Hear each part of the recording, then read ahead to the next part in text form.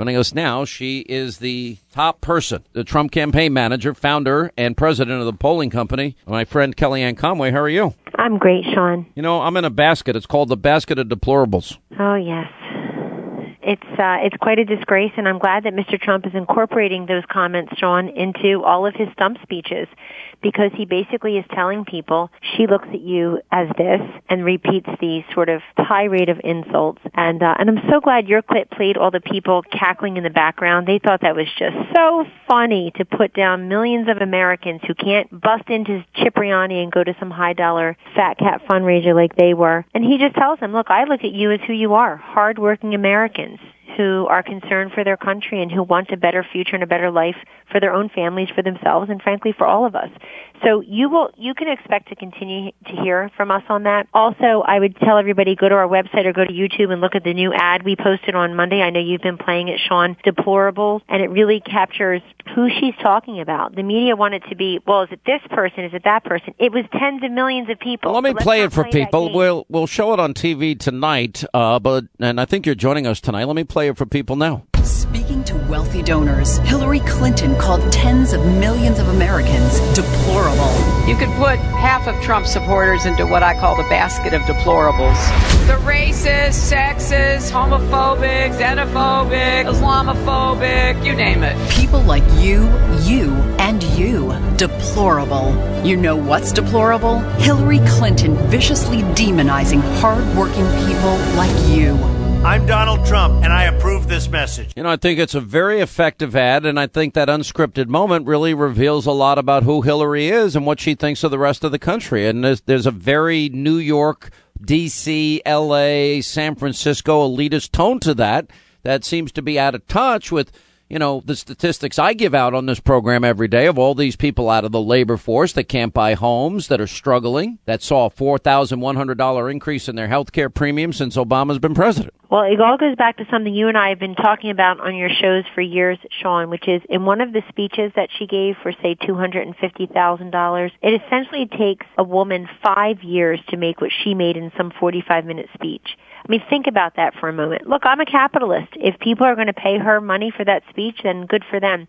She gives speeches now for free, and nobody seems to want to go to them. But if you want to pay that kind of money for a speech, great. But let's be honest about what that kind of money means to the average woman in this country. And by the way, if you're a single mom, it takes you even longer on average to make that kind of money. So she's out of touch. We know what it means. We saw the Mitt Romney campaign. We know what it means when a candidate is painted as out of touch and disconnected from everyday people and their concerns. And she's not doing much to overcome that, nor will she in the next 2 months. You know, if I see one more article where Hillary Clinton's finding her voice, she's shifting strategy, 30 years of this? Listen, remember she went for a period where I'm going to be lighter and funnier and more of myself on the campaign trail. And I'm like, it's so artificial and fake. I don't think she even knows who she is. She doesn't have a genuine bone in her body. You know, I see a lot of, since you have come on board, I think it's been the best weeks of the campaign. By coincidence, I tend to doubt it because I've known you a lot of years and I know how disciplined you are in terms of running campaigns. Now, this is what I see. I see a candidate that is focused on the right target, which is Obama and Hillary, and the bad economy and the world that is very dangerous and more dangerous because of their policies. I see a candidate that is highly energetic, a guy that went to Baton Rouge when nobody else would go, a guy that went to Mexico when nobody else would go and looked pretty presidential, a guy that's giving speeches in black churches in Wisconsin and Detroit, Michigan, a guy that is out there every single day asking people for their vote. And it seems to be paying off. In the month of August, Hillary didn't give a rally in 19 of those days. That doesn't sound like she's working very hard. No, it doesn't sound at all. She's very active on the fundraising circuit, but not very active on the touch the voter, meet the people circuit. And Sean, our winning formula to date has been take the case directly to the people. Sure, we have some paid advertisements, but if you see me in your living room in an ad 50 times, did I really touch the voter? We like to persuade people where they live. So even just this week, Mr. Trump has 5 rallies in addition to these policy speeches like the one last night outside Philadelphia with his daughter Ivanka on child care. Talk about going to a place where few Republicans would ever go. What about on the issue of child care? Did it not poll well, people? Is it really not? Who cares? Is it not a vexing issue for many American families?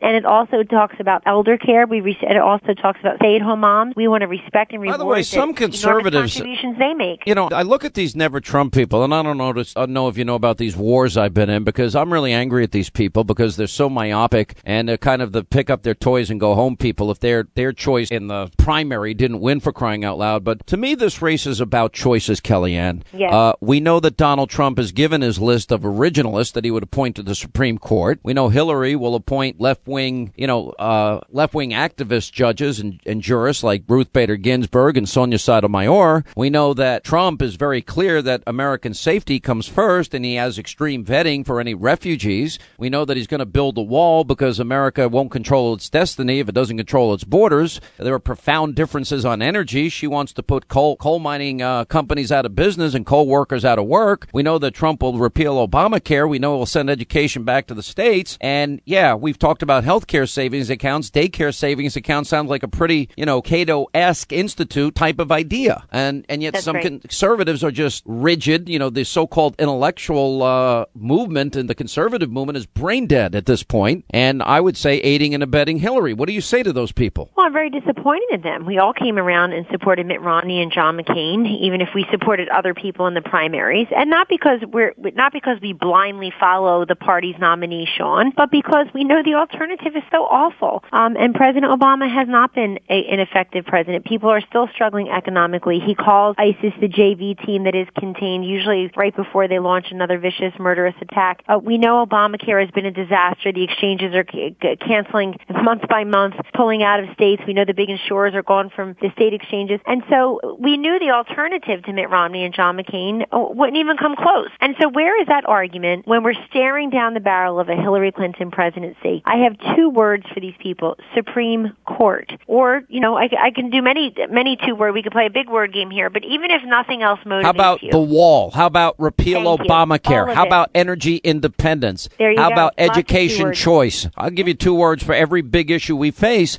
And this is where their stubbornness and their arrogance has really pissed me off. And them out there attacking me, these differences aren't insignificant. They are deep and they are profound, and they will greatly impact the future of this country. And Sean, I'll tell you one more. The nonsense coming out of some people's mouths that Hillary Clinton, quote, wouldn't be that bad because she probably just wants to check the box and be the first female president. She wouldn't do anything. Are you kidding me? I have another two words: radical Islam. Say 'em. That's right. And we know what they can roll. But look, I'm hoping they'll come on board. I'm ever hopeful. And people love to back a winner, and we are winning these days. We have a winning formula. The polls are all tightening. Look at Hillary Clinton's numbers in these swing states. She's at 50% nowhere. That's just remarkable for the person who has the whole mainstream media, all the money in the world, a sitting president, a former president, both of whom are much more popular than she is, of course. She's got everything you can imagine going for her, and she can't crack 50% in these swing states. She can't crack 60% among women. So we know we've got a winning formula. Even Chris Eliza from the Washington Post, The Fix, tweeted out today that the momentum is clearly Donald Trump's. A Bloomberg poll came out this morning. We're up 5 points in Ohio, which McCain and Romney both lost. By the way, it's better that you're also winning in Nevada. You're also winning in Colorado in a poll that came out today. Iowa, you're winning. Iowa. I mean, these are every one, and you're winning in Florida in a poll that came out yesterday. Every one of these swing states are critical if the Republican's going to win the presidency. Well, that's right. And I want to send one more message to the folks, whether they're never Trump or however they label themselves these days, never happy. I want to tell them one more thing, Sean, which is look at the voters in your own states, whether you're a consultant living in that state or you are a member, an elected official, or a former elected official from that state. The people, the crowds, the rallies, the excitement, the small donors, this is coming from their people. You're disrespecting your own people when you won't abide the expression of support for Donald Trump that they are clearly evidencing. And so you can have your problem with something Donald Trump says or how he said it or he's unconventional or blah, but what about the people in your state? I mean, I got to say to Senator Flake in Arizona, who gets invited on the Sunday shows because he attacks his party's nominee, but what in the world Donald Trump won 48% of the vote in your Republican primary. He gave an immigration speech there. There were thousands of people waiting outside who couldn't even get in. Respect the people of your own state. folks can go on our website. They can listen to these policy speeches. You know exactly what he stands for when it comes to Veterans Administration reform. Yeah. Because I would argue that he has been on his game. How is he preparing for these debates? Because here's my argument to you, and I said it to him last night. Hillary's entire strategy will be not to talk about Obama's failed economy or foreign policy, her failures. She is going to try and piss off, aggravate, agitate, irritate, upset, and make Donald Trump bubble and fizz like Alka-Seltzer. Can you create an impenetrable shield so he doesn't fall into that trap? Sure, because you know why? She doesn't bother him. He's got this one. He's living in her head, if anything. I mean, goodness, she had a 20-tweet Twitter storm today about some story by a disgraced journalist. Mm-hmm. And you agree with me, by the way, that's her only strategy. Yeah, well, that is her only strategy. What is she going to do? Hillary and her ilk want the entire campaign to be about tone and temperament. The country demands that it be about facts and figures. She can't stand up there, Sean, and talk about the virtues of Obamacare and the great prosperity for all Americans and the fact that they defeated radical Islamic terrorists and the birth and growth of it was on his watch. She can't go up there and say, I want you, join me for 4 more years of this junk. Okay, so all she's got is to try to make him seem unpalatable and unpresident. Not going to happen. If you've seen anything out of Donald Trump this last month, it's what a president looks like. The commander-in-chief for him, helping people in need in Louisiana while coffins were floating in the water, going down to Mexico and standing side by side with the Mexican president, looking like the president of the United States, giving an immigration speech, and then frankly, tackling health care last night, an issue that many Republicans don't want to tackle. They just sort of hunker under the desks and hope the shrapnel of Americans' needs and wants don't fall on their heads. So she can try all she wants, but I tell you, Hillary Clinton also is easily rattled these days. You saw her at the commander-in-chief forum. They want to blame Matt Lauer. Look, Matt Lauer didn't put the email server in a closet. Matt Lauer didn't vote for the war in Iraq and then try to apologize for it. That's not his fault, but she's easily rattled, and he obviously is in her head. And may I say, she also has to make sure that Hillary Clinton has to make sure that she's not talking down to Donald Trump because she has a habit of doing that to people. I think are you on TV with us tonight? I'm not. I think you are. I'm not sure. I'm not, but I could be. We would love having you on. All right, I'll tell my campaign. I'll tell my I'm not running for anything. I'll tell my producer that you're going to be on tonight.